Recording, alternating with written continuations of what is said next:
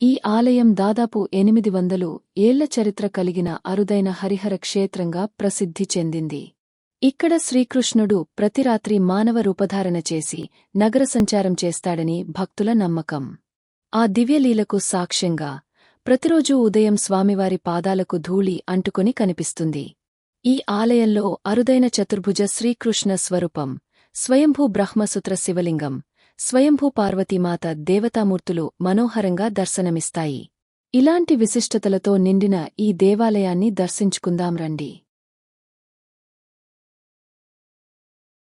ఇక్కడ స్వామివారు చతుర్భుజ స్వరూపంతో రుక్మిణి సత్యభామలతో కలిసి దర్శనమిస్తారు. భక్తులు తెల్లవారుజామున దర్శనం చేసుకుంటే స్వామివారి పాదాలకు అంటిన ధూళిని స్వయంగా చూసి ప్రసాదంగా పొందవచ్చు. ఇదే ప్రాంగణంలో స్వయంభూ బ్రహ్మసూత్ర శివలింగంతో పాటు అమ్మవారి ఆలయాన్ని కూడా దర్శించుకోవచ్చు.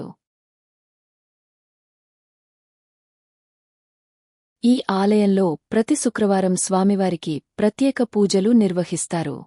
ఆ పూజల్లో పాల్గొని స్వామివారి ప్రసాదం స్వీకరించిన వారికి సంతానం కలుగుతుందని భక్తులు విశ్వసిస్తారు.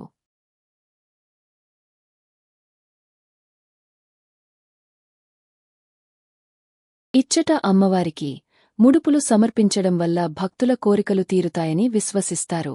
ఈ ఆలయం హైదరాబాద్ నగరానికి సుమారు 30 కిలోమీటర్ల దూరంలో ఉన్న మహాదేవపురం అనే ప్రాంతంలో ఉంది. ఈ దేవాలయానికి సంబంధించిన చిరునామా మరియు గూగుల్ మ్యాప్ లింక్ను వీడియో డిస్క్రిప్షన్లో ఇవ్వబడింది. మీకు ఈ వీడియో నచ్చినట్లయితే లైక్ చేయండి. మరియు ఇలాంటి చారిత్రాత్మక సంబంధించిన ఆలయాల గురించి తెలుసుకోవాలనుకుంటే సబ్స్క్రైబ్ బటన్ని ప్రెస్ చేయండి.